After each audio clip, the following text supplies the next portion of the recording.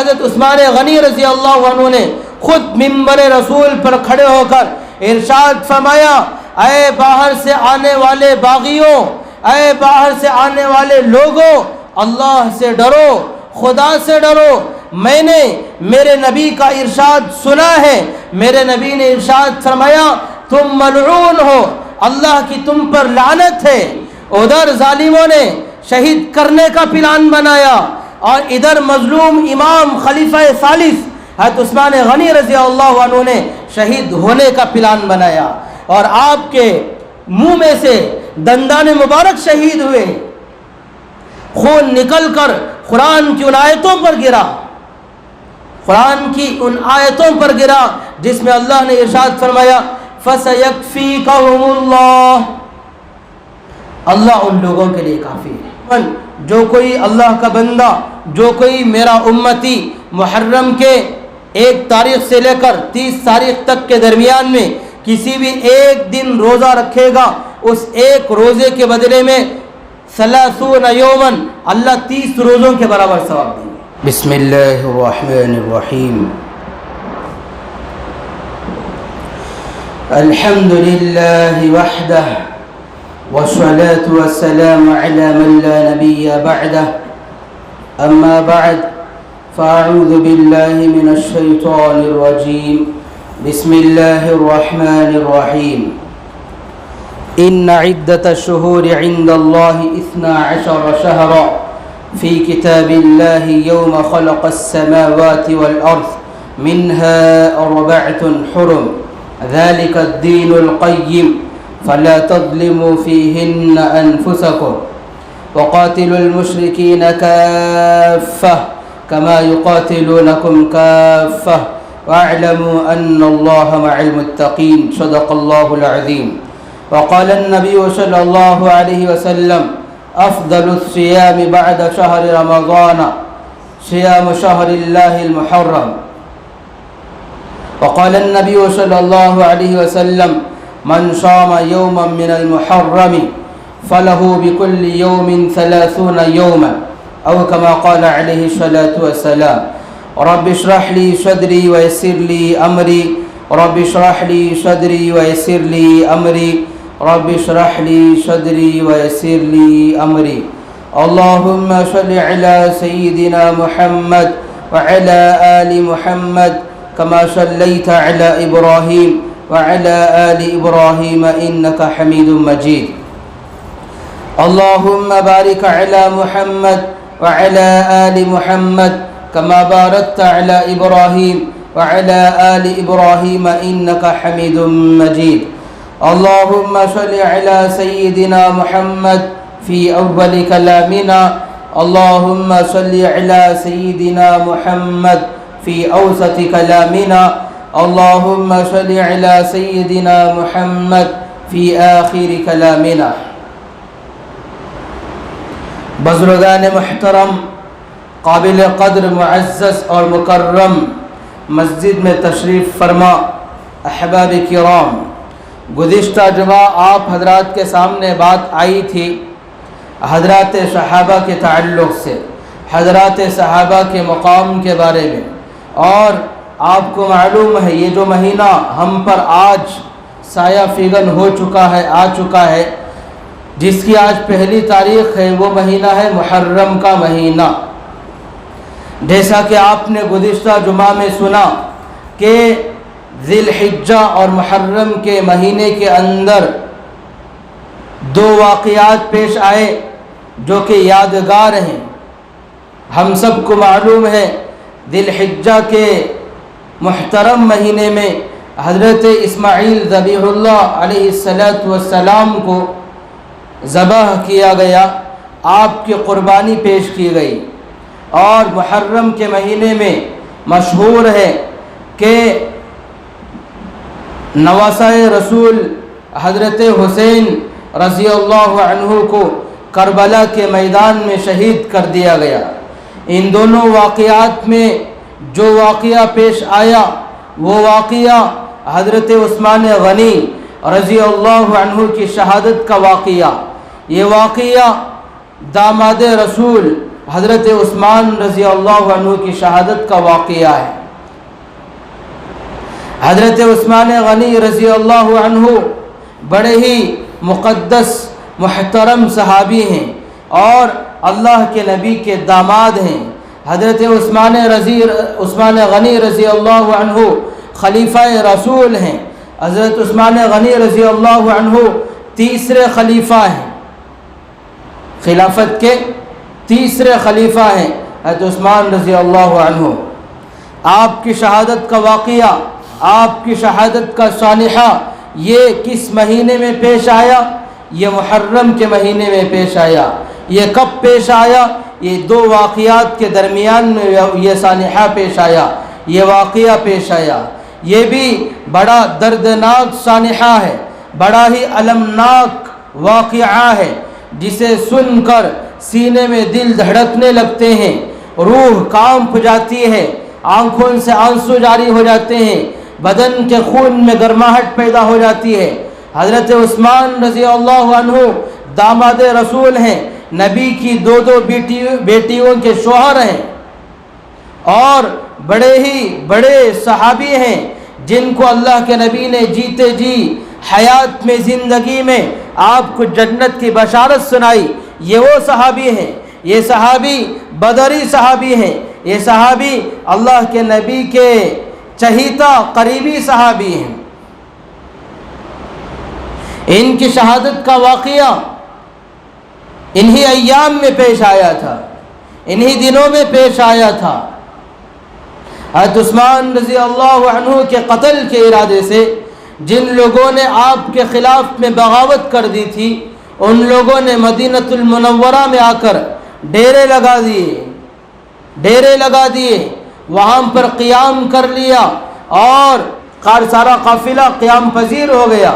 اور جب اس قافلے کا یعنی سبائیوں کا اور باغیوں کا جب ارادہ مسمم ہوا اور پکا پختہ ارادہ کر لیا، فیصلہ کر لیا کہ آپ کو شہید کرنا ہے، تو اس وقت میں انہوں نے آپ پر ظلم و تشدد کرنا شروع کر دیا، آپ پر حملے کا آغاز کیا۔ جس دن حملے کا آغاز کیا وہ دن جمعہ کا دن تھا۔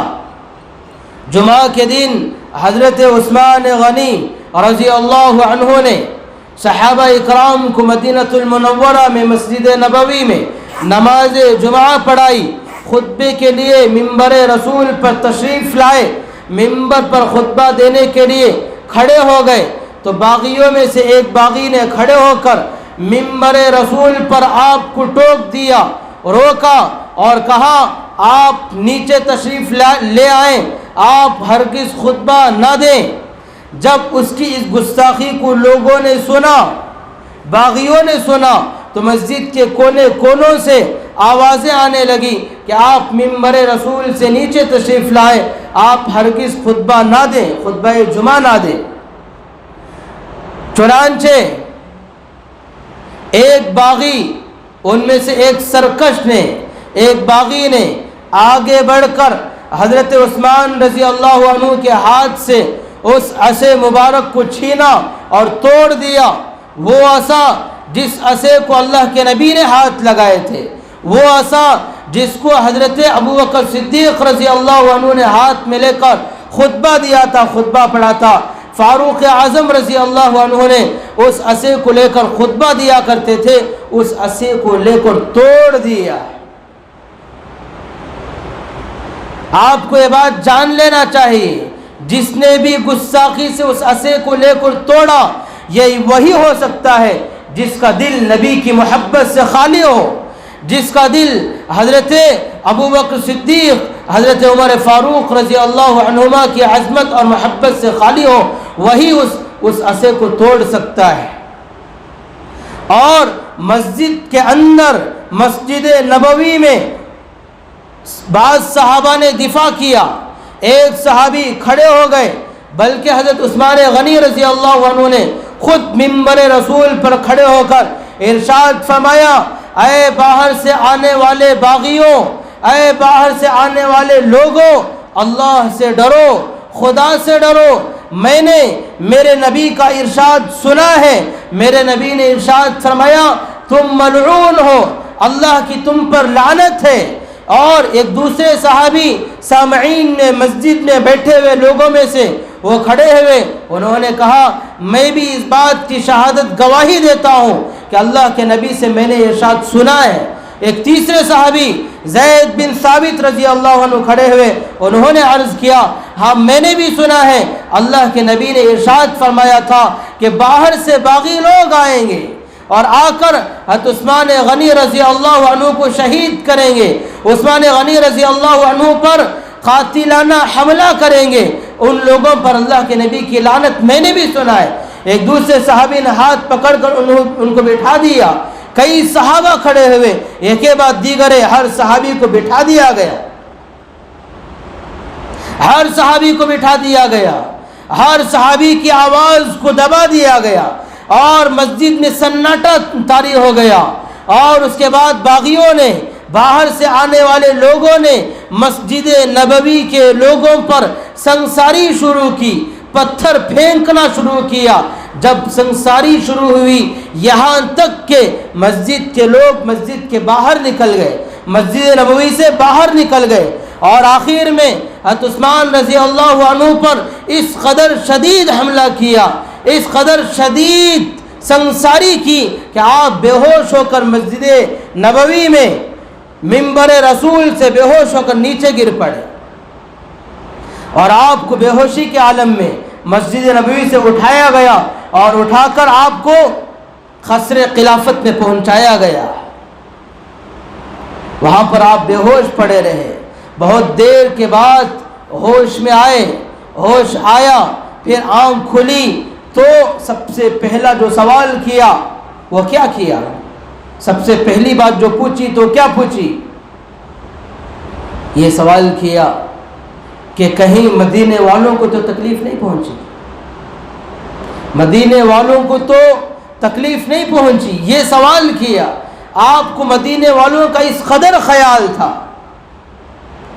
اس قدر آپ ان کا خیال رکھا کرتے تھے، مدینے والوں کا خیال رکھا کرتے تھے، لیکن باغیوں نے، سبائیوں نے، عبداللہ ابن سبا کے ماننے والوں نے، آپ کے خلاف بغاوت کرنے والوں نے، انہوں نے آپ پر قاتلانہ حملہ کیا۔ حالانکہ مسجد نبوی یہ وہ جگہ ہے جس کے بارے میں قرآن پاک میں اللہ نے ارشاد فرمایا لا ترفعوا اصواتکم فوق صوت النبی، نبی کے سامنے اپنی آواز کو بلند مت کرو، کہیں ایسا نہ ہو کہ تمہارے اعمال ضائع ہو جائیں، برباد ہو جائیں۔ اس گستاخی کے نتیجے میں اس مقدس اور بابرکت جگہ میں آ کر یہ شور، یہ ہنگامہ، یہ سنگباری، یہ حملہ، یہ انتشار ہوا۔ پھر کیا ہوا؟ حضرت عثمان رضی اللہ عنہ ابھی اسی زخمی حالت میں موجود تھے اور مدینے والوں کی حالت دریافت کر رہے تھے۔ ادھر مدینے کی گلیوں میں شور اٹھتا ہے، آوازیں آتی ہیں، یہ اعلان ہوتا ہے اور باغی لوگ اعلان کرتے ہیں کہ آج کے بعد عثمان رضی اللہ عنہ مسجد نبوی میں داخل نہیں ہو سکتے، نہ ہی اندر جا کر نماز پڑھا سکتے ہیں اور نہ ہی خود نماز پڑھ سکتے ہیں۔ آپ ملاحظہ کیجئے، سوچئے، اس وقت میں یہ اعلان ہوتا ہے کہ حضرت عثمان رضی اللہ عنہ نہ مسجد نبوی میں داخل ہو سکتے ہیں اور نہ ہی نماز پڑھ سکتے ہیں۔ یہ اعلان دراہنے کے حضرت عثمان رضی اللہ عنہ یہ وہ شخصیت ہیں، یہ وہ صحابی ہیں جنہوں نے مسجد نبوی کی تعمیر میں حصہ لیا، ہزاروں روپے خرچ کیے، بلکہ لاکھوں روپے خرچ کر کے مسجد نبوی کی توسیع کی، مسجد نبوی کو بڑا کیا تھا، آپ تعمیر کی تھی، اور آپ پر نماز پر پابندی لگا دی گئی، امامت پر پابندی لگا دی گئی، بلکہ آگے بڑھ کر نماز پڑھنے آنے کے لیے بھی اجازت سے منع کر دیا گیا، آنے سے بھی روک دیا گیا۔ اس سے آگے بڑھ کر آپ سنیے، باغیوں نے اعلان کیا. کیا اعلان کیا؟ آج کے بعد حضرت عثمان رضی اللہ عنہ اپنے گھر سے باہر بھی نہیں نکل سکتے. آپ کو نظر بند کر دیا گیا، گھر کے اندر محصور کر دیا، گویا کہ قید کر دیا گیا. باہر نکلنے پر پابندی لگا دی گئی. اور اس سے آگے بڑھ کر اعلان ہوا باغیوں کی طرف سے. کیا اعلان ہوا؟ کہ حضرت عثمان رضی اللہ عنہ کے پاس کھانے کی اشیاء نہیں پہنچا سکتے. بھوک مٹانے کے لیے، کھانے کے لیے کوئی چیز نہیں دے سکتے. اور اس سے آگے بڑھ کر پانی پر بھی پابندی لگا دی گئی. حضرت عثمان رضی اللہ عنہ گھر سے باہر نکل آئے، گھر کی چھت پر کھڑے ہو کر اعلان کیا اور مدینے والوں سے کہا، اے لوگوں، مسجد نبوی میں داخلے پر مجھے پابندی لگا دی گئی، حالانکہ یہ وہ مسجد ہے جس کی تعمیر میں نے حصہ لیا ہے، جس کی تعمیر میں میرا پیسہ خرچ ہوا ہے. اور بیر روما، پانی کا کنواں، میرے نبی نے ارشاد فرمایا تھا، ہے کوئی آدمی جو بیر روما مسلمانوں کی پیاس بجھانے کے لیے خرید کر وقف کر دے. تو حضرت عثمان رضی اللہ عنہ نے آگے بڑھ کر بیر روما یعنی پانی کے کنویں کو خریدا تھا. میٹھے پانی کا کنواں وہ ایک ہی تھا، اس کو خرید کر مسلمانوں کے لیے وقف کر دیا گیا. اور آج کا دن وہ دن ہے جس دن میں حضرت عثمان رضی اللہ عنہ پر پانی پر پابندی لگا دی گئی. روایتوں میں آیا ہے 40 دن گزرے آپ پر پانی نہیں پہنچا. آپ سوچئے، اندازہ کیجئے، کربلا کے میدان میں حضرت حسین رضی اللہ عنہ پر پانی پر پابندی لگی، مگر کتنے دن لگی؟ 2 دن، بعض روایتوں کے مطابق 3 دن تک آپ کو پانی نہیں ملا تھا. مگر آپ آئیے حضرت عثمان رضی اللہ عنہ کی مظلومانہ اس حالت کو دیکھیے. آپ پر 3 دن کی پابندی نہیں لگی، 10 دن بھی نہیں لگی، 20 دن بھی نہیں، 30 دن بھی نہیں، مکمل 40 دن تک آپ کے پاس پانی نہیں پہنچا. علی رضی اللہ عنہ سے کسی نے پوچھا، جب آپ کو پیاس لگتی تھی، پیاس سے بے قرار ہوتے تھے، تو پھر کیا کرتے تھے؟ تو فرمایا کہ حضرت عثمان رضی اللہ عنہ جب آپ کو پیاس ستاتی تھی تو آپ قرآن کی تلاوت شروع کرتے. جب آپ تلاوت کرتے جاتے تھے تو پیاس بجھتی جاتی تھی. تو پانی پر بھی پابندی لگا دی گئی. ایک مرتبہ حضرت عثمان رضی اللہ عنہ نے حضرت علی رضی اللہ عنہ، حضرت طلحہ رضی اللہ عنہ، حضرت زبیر رضی اللہ عنہ، حضرت عائشہ رضی اللہ عنہ کے پاس پیغام بھیجا اور عرض کیا، انہو منعونا من الماء، انہو منعون الماء، انہوں نے مجھ پر پانی پر پابندی لگا دی ہے، اگر ہو سکے تو تھوڑا سا پانی مجھ تک پہنچا دو. جیسے ہی یہ خبر حضرت علی رضی اللہ عنہ تک پہنچی تو فوراً انہوں نے پانی لیا اور آپ کے گھر کی طرف چل پڑے. راستے میں باغیوں نے حملہ کیا، روکنا چاہا، مگر حضرت علی رضی اللہ عنہ آگے بڑھتے گئے، مگر ان لوگوں نے زبردستی کر کے چھینا اور زمین پر پانی کو گرا دیا. علی رضی اللہ عنہ نے فرمایا، اے لوگوں، یہ کیا بات ہے؟ یہ کیا بات ہے؟ کیسا رویہ ہے؟ یہ رویہ مسلمان تو مسلمان، کافر لوگ بھی نہیں کرتے. کافر بھی ایسا رویہ روا نہیں سمجھتے. قیصر و کسریٰ کے لوگ بھی اس رویے کو روا نہیں سمجھتے، مگر تم لوگوں نے کھانے پینے کی چیزوں پر بھی پابندی لگا دی ہے. تو حضرت عثمان رضی اللہ عنہ کے پاس علی رضی اللہ عنہ نے اپنا رومال اتار کر ان کے قصر کے اندر پھینکا، کمرے میں پھینکا، تاکہ حضرت عثمان رضی اللہ عنہ کو پتہ چلے کہ علی نے کوشش کی تھی، پھر بھی ظالموں نے پانی پہنچانے سے منع کر دیا، تاکہ ان کو معلوم ہو جائے، تسلی ہو کہ علی نے کوشش کی پھر بھی پانی نہیں پہنچا. اس طرح ظلم کی حالت میں، ظالمانہ کیفیت میں آپ نے ظلم کو برداشت کیا اور مصائب کو برداشت کیا، مگر مدینۃ المنورہ کی سرزمین پر خون ریزی کو روا نہیں سمجھا. درا حالے کے مختلف صحابہ نے آپ کی خدمت میں پہنچ کر عرض کیا تھا, عثمان رضی اللہ عنہ سے درخواست کی تھی, ان لک عدتن ان لک قوتن, آپ کے پاس قوت ہے, آپ کے پاس لوگ ہیں, آپ کے پاس طاقت ہے, آپ کا حکم ہوگا تو ہم آگے بڑھ کر ظالموں کا مقابلہ کریں گے, ان کو مدینہ سے باہر نکالیں گے, ان کی اکڑی ہوئی گردنوں کو سرنگو کریں گے, آپ حکم دیں. حضرت عثمان رضی اللہ عنہ, روایتوں میں آیا ہے مغیرہ ابن شعبہ رضی اللہ عنہ آپ کی خدمت میں پہنچے اور عرض کیا, اے امیر المومنین, میری 3 رائے, آپ 3 میں سے کسی ایک کو پسند کر لیں, پسند کر کے ایک کو اختیار کریں, مسئلہ حل ہوگا. پہلی بات تو یہ کہ آپ کے پاس قوت ہے, آپ باہر نکلیے اور اپنے ساتھ میں مدینے والوں کو لیجئے اور ظالموں کا مقابلہ کیجئے. دوسری بات یہ ہے کہ جن راستوں پر باغیوں نے ڈیرے ڈال رکھے ہیں, قبضہ کر لیا ہے, ان راستوں کے علاوہ پیچھے کا راستہ ہم آپ کے لیے بنائیں گے. اس راستے سے آپ نکل کر مکہ المکرمہ پہنچ جائیے. آپ مکہ جائیں گے, وہاں پر آپ کا قتل کرنا یہ لوگ جائز نہیں سمجھیں گے, لہذا مسئلے کا حل ہوگا.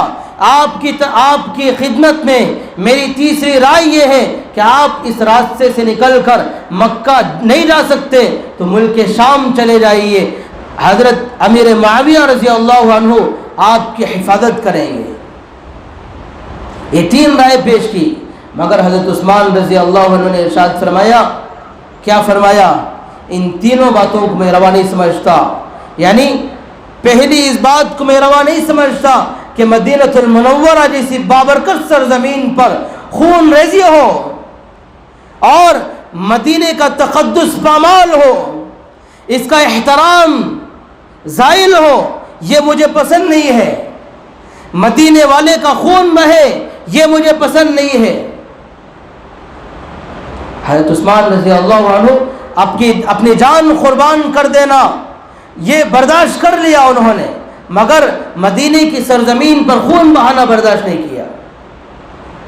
دوسری بات کہ مکہ مکرمہ چلے جائے, اس کے بارے میں عرض کیا, میں اسے بھی درست نہیں سمجھتا, اس لیے کہ نبی کی سرزمین کو چھوڑ کر جو کہ میری ہجرت گاہ ہے, نبی کی سرزمین کو چھوڑ کر جو کہ نبی کا پڑوس ہے, نبی کا قرب ہے, نبی کا قرب چھوڑ کر میں مکہ چلے جاؤں یا شام چلے جاؤں, مجھے یہ بھی برداشت نہیں ہے.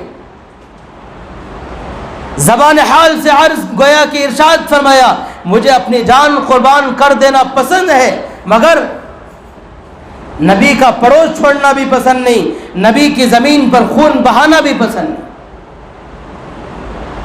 تو بہرحال اس طرح ایام بیتتے رہے, زمانہ گزرتا گیا, وقت گزرتا گیا, یہاں تک کہ جب 40 دن پورے ہو گئے, جب مصائب عالم اپنی انتہا پر پہنچ گئے اور شہادت کا زمانہ قریب آ گیا, جمعہ کا دن آیا, آپ آرام فرما تھے, اللہ کے نبی کا دیدار ہوا. حضرت ابو بکر و عمر رضی اللہ عنہما خواب میں نظر آئے, ارشاد فرمایا, اے عثمان, آج تم روزے سے ہو, سحری اپنے دسترخوان پر کرنا, افطار ہمارے دسترخوان پر جنت میں ہوگا. آنکھ کھلی, اپنی بیوی سے فرمایا, مجھے ازار وہ پہناؤ جو میں نے آج تک نہیں پہنی ہے. پھر ازار پہنی اور شہادت کی تیاری شروع کی. ادھر ظالموں نے شہید کرنے کا پلان بنایا اور ادھر مظلوم امام خلیفہ ثالث حضرت عثمان غنی رضی اللہ عنہ نے شہید ہونے کا پلان بنایا اور اپنی چھت پر کھڑے ہو کر اعلان کیا. کیا اعلان کیا؟ میں وہ ہوں جس نے مدینہ المنورہ میں مسجد نبوی کی توسیع میں حصہ لیا. دوسرا اعلان کیا, میں وہ ہوں جس نے بیر روما خرید کر مسلمانوں کے لیے وقف کیا, مسجد نبوی کی توسیع کی.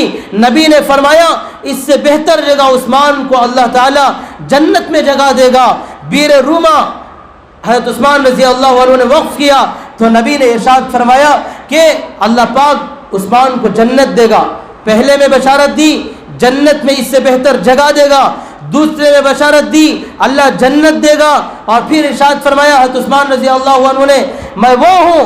ایک مرتبہ اللہ کے نبی نے جبل پر, پہاڑ پر چڑھ کر ارشاد فرمایا, آج کے دن میرے ساتھ پہاڑ ہلنے لگا, پہاڑ حرکت کرنے لگا. اللہ کے نبی نے پہاڑ پر اپنا پیر مبارک مارا, ایڑی ماری, ارشاد فرمایا پہاڑ ٹھہر جا, آج میرے ساتھ, آج تیرے اوپر, تیری پشت پر ایک نبی موجود ہے, ایک صدیق موجود ہے, اور ایک شہید موجود ہے. اس وقت میں حضرت عثمان رضی اللہ عنہ تھے, شہید موجود ہے, یعنی آپ کی شہادت کی بشارت اللہ کے نبی نے دی تھی. اور فرمایا یہ 3 باتیں ارشاد فرمائی. چوتھی بات ارشاد فرمائی, اے لوگوں سن لو, میں وہ ہوں کہ اسرا کی جنگ کے موقع پر, جنگ عسرت کے موقع پر میں نے اس جنگ میں دل کھول کر فراوانی کے ساتھ مال وقف کیا تھا, پیسہ وقف کیا تھا, لوگوں کے لیے پیسہ وقف کیا تھا. یہ اعلانات کیے مگر ظالموں پر کوئی اثر نہ ہوا, باغیوں سبائیوں پر کوئی اثر نہ ہوا.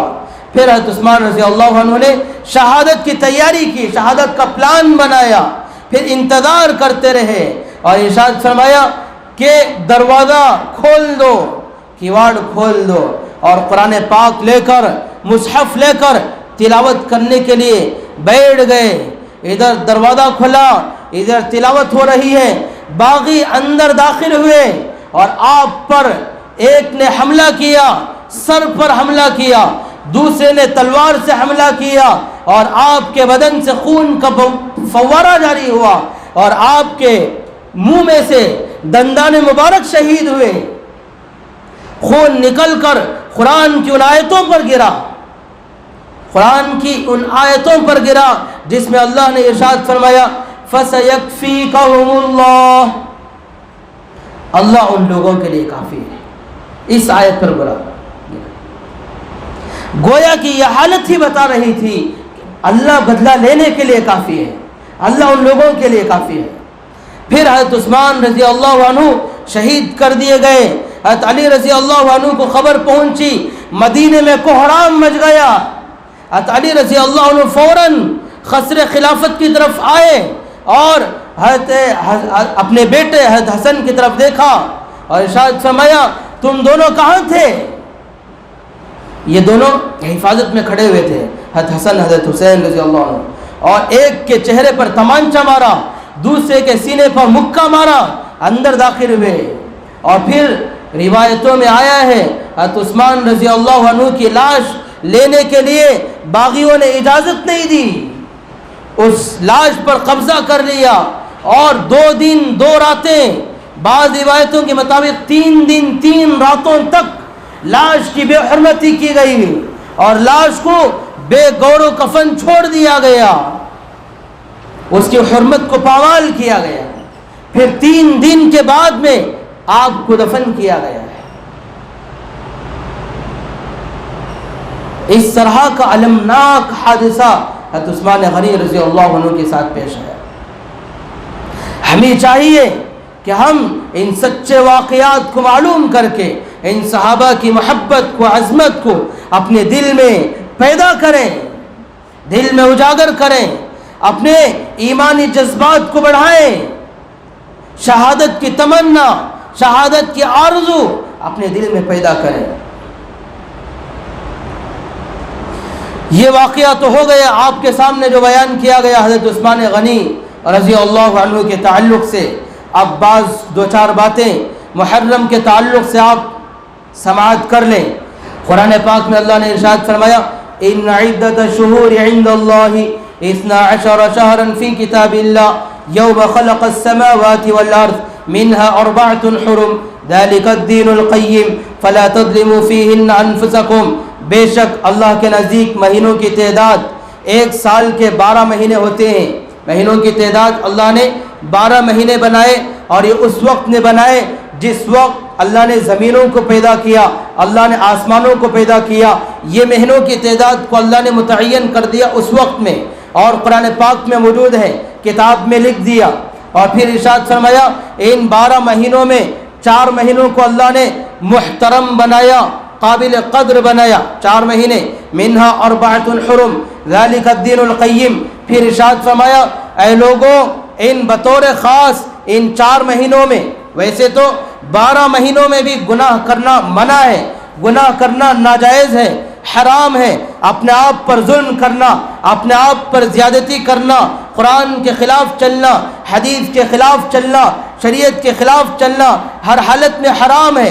मगर बतौर ख़ास अल्लाह ने इरशाद फरमाया, इन 4 महीनों में ख़ास तौर से अपने आप पर जुल्म ना किया करो, अपने आप पर ज़्यादती ना किया करो, शरीयत के ख़िलाफ़ मत चलो, कुरान के ख़िलाफ़ मत चलो, हदीस के ख़िलाफ़ मत चलो, और अल्लाह उसके नबी को नाराज़ मत करो। बतौर ख़ास ये हुक्म दिया। और इन महीनों के बारे में अल्लाह के नबी जनाब मुहम्मद रसूलुल्लाह सल्लल्लाहु अलैहि वसल्लम ने इरशाद फरमाया, अफ़ज़लुस सियामी बाद शहर रमज़ान। रमज़ानुल मुबारक के मुक़द्दस महीने के बाद अगर किसी महीने में रोज़े रखना अफजल है, ज़्यादा बेहतर है, ज़्यादा सवाब वाला है, तो मुहर्रम का महीना है, जिस मुहर्रम के महीने में रोज़े रखना अफजल है। क्यों? ये महीना मुबारक महीना है, मुक़द्दस महीना है, एहतराम वाला महीना है, मुहतरम महीना है।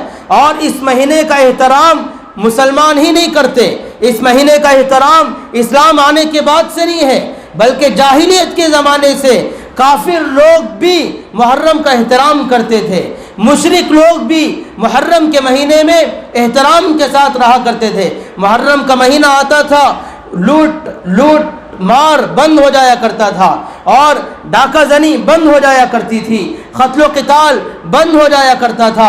इसीलिए ज़माने जाहिलियत में भी मुहर्रम के महीने में ख़ास तौर से लोग सफ़र किया करते थे। ये 4 महीने हैं, मुहर्रम, ज़िलक़अदा, ज़िलहिज्जा, ये 3 महीने। सलासुम मुतवालियातुन, 3 महीने मुसलसल लगे हुए, एक के बाद दीगर है। और एक महीना वरजबुल मुरज्जब अल्लती बैन जमादी व शाबाना, जमादी उल उखरा और शाबान के दरमियान में महीना मौजूद है, रजब का महीना। ये रजब का महीना और ज़िलक़अदा, ज़िलहिज्जा, मुहर्रम, ये 4 महीने हैं जिनका एहतराम अल्लाह ने कुरान पाक में बयान फरमाया, जिनका एहतराम इस्लाम ने बयान किया। इस्लाम के आने के बाद अल्लाह ने इन महीनों के एहतराम को गोया कि और बढ़ा दिया है, इसके एहतराम को ख़त्म नहीं किया गया बल्कि और बढ़ा दिया। इसी तरह अल्लाह के नबी जनाब मुहम्मद रसूलुल्लाह सल्लल्लाहु अलैहि वसल्लम ने इस मुहर्रम के महीने की फजीलत को उमूमी तौर पर बयान फरमाया। एक और रिवायत के अंदर आया है, मन सामा यौमम मिनल मुहर्रमी फलहु मिन कुल्लि यौमिन सलासून यौमन, जो कोई अल्लाह का बंदा, जो कोई मेरा उम्मती मुहर्रम के 1 तारीख से लेकर 30 तारीख तक के दरमियान में किसी भी एक दिन रोज़ा रखेगा, उस एक रोज़े के बदले में सलासून यौमन, अल्लाह 30 रोज़ों के बराबर सवाब देंगे, 30 रोज़ों के बराबर सवाब देंगे।